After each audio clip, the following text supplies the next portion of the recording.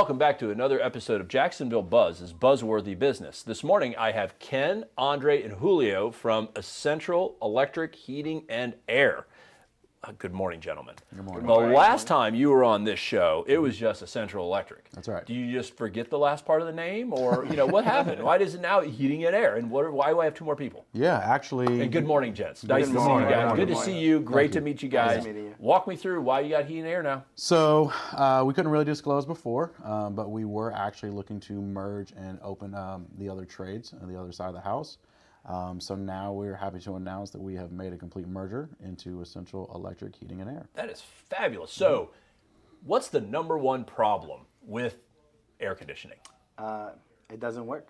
Right. We're talking like people don't call you because it's cold at the house. So walk us through a little bit, guys. Why a merger? Why a collaboration between an HVAC company and electrical company makes sense? Like, how does that work, guys? I mean, so many different components that work with both, right? Right. Both trades. Before, it used to have to be somebody will call us, we will diagnose it, and sometimes we'll get to a point where it's out of our control. It would be an electrical problem. Right. And then we have that back and forth. And I don't know as much as you guys do. I know a little bit. If I'm not mistaken, that AC unit pulls a significant amount of amperes out of a house, right? It might be one of the largest electrical devices that you have, if not the largest. Well, I mean, your electrical bill is the 50% of your consumption comes from your air conditioning system. Man, if you look at it on the outside, 50% of the plug. That thing's like that big. It's like, that doesn't even look like, what is that? And so, one of the things, obviously, you've been on the show before. Sure. One of the things that I know you differentiated is, of course, the proverbial HVAC call or electrical call or, whatever service call it seems to be in today's era. It's like, I will show up sometime between now and the time I show up. Right. And if you're not there, too bad for you, Mr. Customer. Right. Where your service model is you actually show up within a range. Now, there's obviously, somebody's house explodes. You probably need to put it back together before you go to the next guy. Right. But you actually show up and deliver the service when and how you say you are within acceptable range. That's right. And obviously that probably goes, hey, you call the proverbial HVAC call, right? Hey, it's not working. Yep, it's summer. Okay, great. When are you going to be here? I don't know.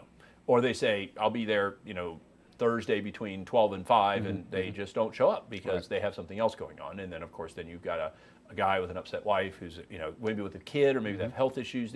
It's not just about, hey, I don't want to sweat. In Florida, how hot it gets in the summertime, it's a lot of health issues that's happening. So, and then, of course, you get out there, right, and the capacitor, right, the little soda can looking thing that makes it go boom, or maybe not boom, but makes it go cold. And you think it's that, but it's not that. So historically then, you would have to then go, you know what, it's not AC, so we call the electrician. The electrician comes out, and then you guys get into a conversation about, whose problem it is, right? While the whole time the customer's sitting there going, dude, really, it's not working. My problem, it's not working. I have money to pay you to make it work again. And you guys are in the backyard arguing about, whose fault it is. Now, you can't escape AC going out in Florida. Correct. Because it's Florida. How do you guys educate your customer? Like, what can I do? We're headed into the winter season, right? So maybe the air conditioning is not going to be as taxed. What can I do as a consumer if I get your company to fix my broken AC thing to not maybe have a broken AC problem moving forward? So there's a few things that you can do. Number one, preventative maintenance is huge. We always want to be preventative maintenance versus reactive maintenance, and that's where it costs you multiple dollars, whatever, thousands, hundreds, whatever. But changing the air filter, make sure it's clean, operating correctly. But then we also have a yearly family plan, if you will, that will come out and service it twice a year for the summer and winter. And then we also run a family plan for the electrical side. So what happens is, we do focus on the air conditioning most of the time because we want it hot and cold, whatever. We never think about the electrical side. So like you said, 50% of your bill is typically going to be your heating appliances or your cooling appliances.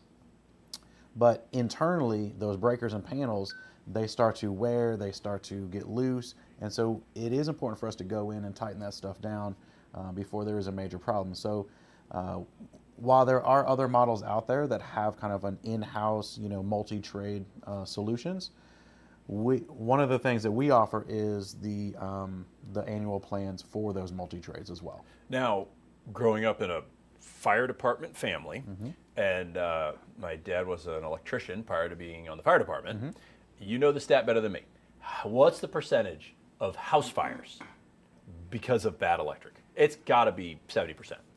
So it's up there. I mean, I fall asleep with a candle and it catches the drapes on fire, one thing. But I'm talking about like house is sitting there, all of a sudden it's on fire. Right. 9 times out of 10, it's the wiring behind the wall that can be a culprit if it's not well maintained, or the box, right? So age is a huge culprit. Age of the equipment, age of the panel. Christmas is coming up right around the corner.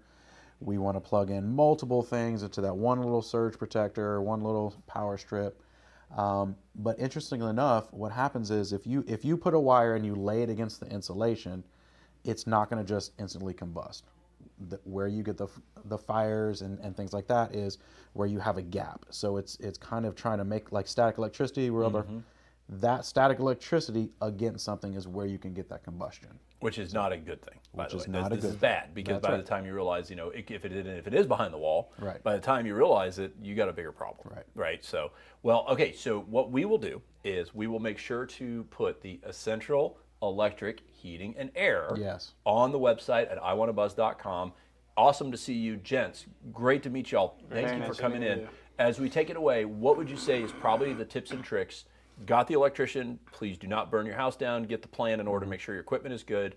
The HVAC plan, same thing, make sure your AC works. As we head into the winter months in the AC department, what can people do? I will be the first to tell you, I am terrible at changing my filters. I am, and whenever I go to Home Depot, I get the wrong one. And it's wrong by about that much, and I spend an hour trying to shove it in. So what's the thing to do is we take it away for preparing in the winter season to make sure, besides call you guys and get the family plan, what would you say are the top 2-3 things that people can do to prepare so that they don't have to call you with the stuff not working? Well, usually, so obviously the little things that you can do is like filter. Now, if you don't have, you can always measure it out too. Those numbers on that filter is literally inches by inches. I know. I've taken a picture of it and gone there, and I still got the wrong one. The things that I like to do though is like I like to put actual reminders in people's calendars. A lot of the phones have calendars already. You just put it in the phones. It will be a quick reminder. It'll pop up. A little bit of bleach going down the drain. That one is my favorite. Yes, the air conditioner stopped working because of the drain pipe, and then you guys come out and blow it out, and it at one point in time was water. Now it's like some gelatinous concrete. So I mean, just 2 tablespoons of bleach. Just put it down that drain, and let condensate kind of work its magic. So it'll go through the PVC, and then you won't have that slushy buildup. But the best way to remove headaches for people that are just trying to keep up with their lives and families is call you guys, talk about the plan, whether it's the HVAC plan, the electrical plan, or the combo plan. So that way their expenses, because, cost you a couple bucks to get the plan, but you want to get a couple bucks now, or do you want to get 10 grand later? That's right. That's kind of what we're talking about. Peace of mind is what we're looking for. Again, thanks for coming back on. Gents, awesome. Congrats on the merger. Thank you. Guys, if you like this episode, share us. And remember, live with gratitude.